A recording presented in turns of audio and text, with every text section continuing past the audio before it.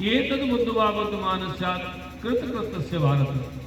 भगवान कहते हैं वो बुद्धिमान है कौन? जो जीते जी इस हीरा की, इस आत्म रूपी हीरा की जो परख कर लेता है कि जिसमें कुछ हुआ नहीं है, नहीं होने की संभावना नहीं। भगवान कह रहे हैं, अर्जुन कह रहे हैं कि मैं इनको मारूंगा मुझे पाप लगेगा, और भगवान क्या कहते हैं?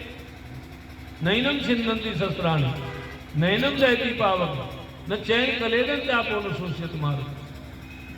अग्नि जिसको नहीं जला सकती, पानी जिसको गीला नहीं कर सकता, हवा जिसको नहीं सुखा सकती, अरे इनके पास ऐसी वस्तु मोह तुझको क्यों है कि कहीं न कहीं अनाथ बुद्धि कहीं न कहीं शरीर में बैठा, इसीलिए तू समझता है अरे इस शरीर के मरने से स्वप्न अवस्था में शरीर नहीं रहता। देखो विचार करके, नहीं स्वप्न में आप जो है 2 शरीर के अभिमानी हो और स्थूल शरीर चारपाई में पड़े हो, और आप हरिद्वार ऋषिकेश कई सत्संग में बैठे हैं, तो कौन से शरीर से बैठे हो? स्थूल शरीर से बैठे हो या फिर स्वप्न के कल्प शरीर से बैठे हो? अगर स्थूल शरीर से बैठे हो तो जगने पर कहाँ होने चाहिए? पंडाल में मेरे शरीर? अरे भाई वो स्थूल शरीर आप नहीं है। क्यों? अरे पता लगा हमको कि हम बिना स्थूल शरीर के भी रहते। अच्छा रोए काहे क्यों रहे? रो किसके लिए? कि ये स्थूल बना रहे। अच्छा बना रहेगा? हमारे उपाय करने पर क्या स्थूल शरीर बना रहेगा? अच्छा रोए कौन को रहे? जा स्थूल शरीर को। अच्छा सेवा कौन की कर रहे हैं? तो कहेंगे कि फिर बाबा आप नहीं कर रहेगा।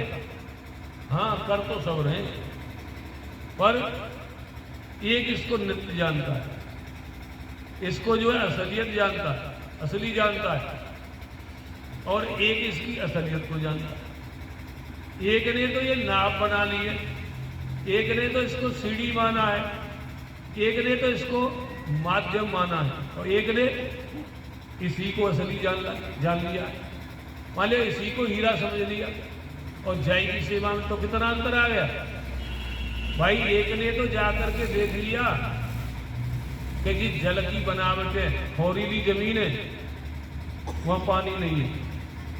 इन 5 विषयों को अच्छी तरह से जिसने देख लिया कि इनमें सुख नहीं है, और एक इन 5 विषयों को ही मतलब सत्य मानता है, इन्हीं में सुख मानता है, तो कहने का आशय क्या है? कहना क्या चाहते हो? अरे इनसे विवेक करके पहले अपने आप को अलग कर लो, और इनसे अलग हो जाओगे तो फिर कैसे हो आप?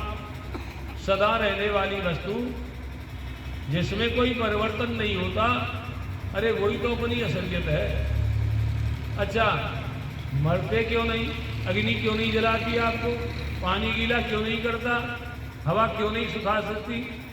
इसलिए देखिए अग्नि किसी स्थूल वस्तु को जलाएगी, आप कैसे हो? अस्थूल हो। अच्छा अस्थूल हो तो कौन बांधे हो आप?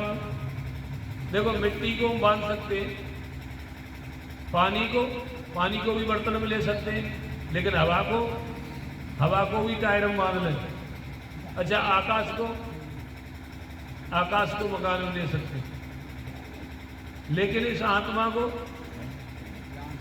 ये आकाश से भी अति सूक्ष्म है। वैसे उपमा दी है कि आकाशवत सर्वगत से नित्य।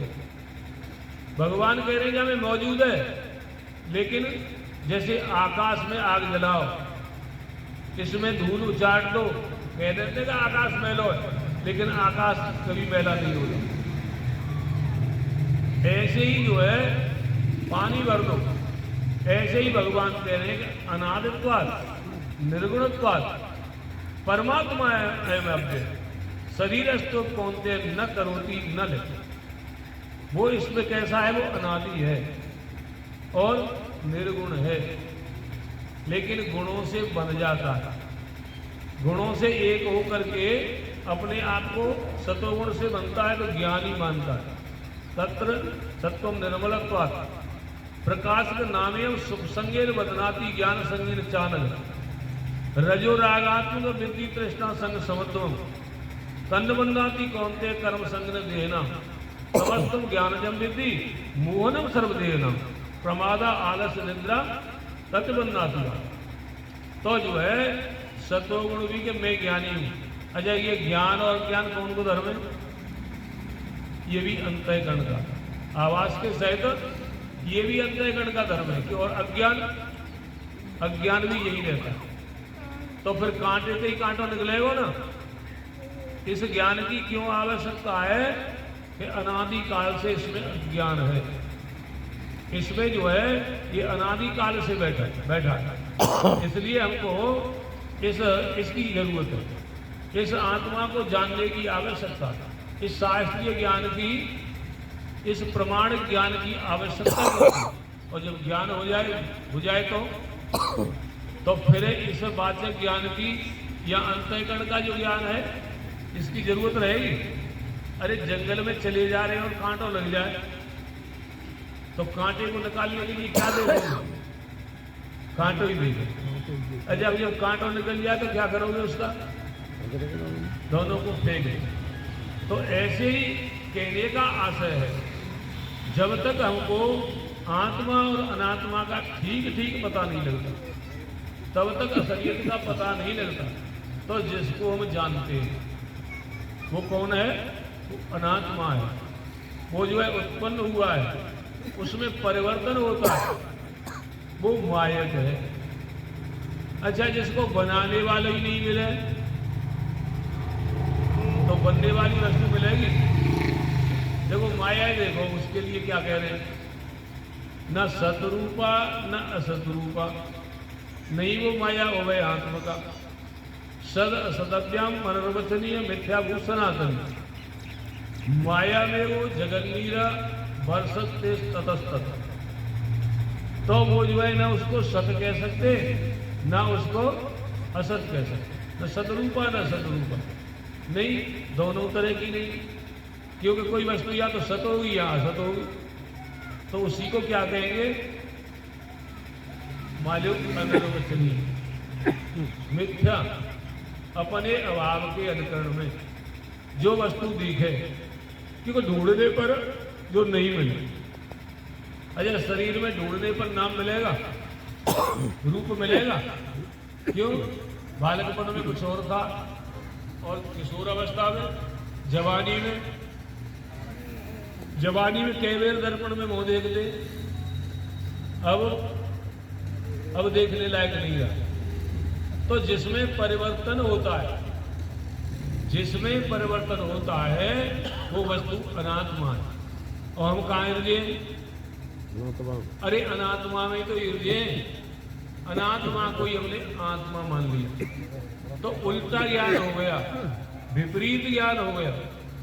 इस उल्टे ज्ञान को और दूर करने के लिए हमको सत्संग की आवश्यकता। क्यों? पहली कक्षा क्या है? बिन सत्संग विवेक।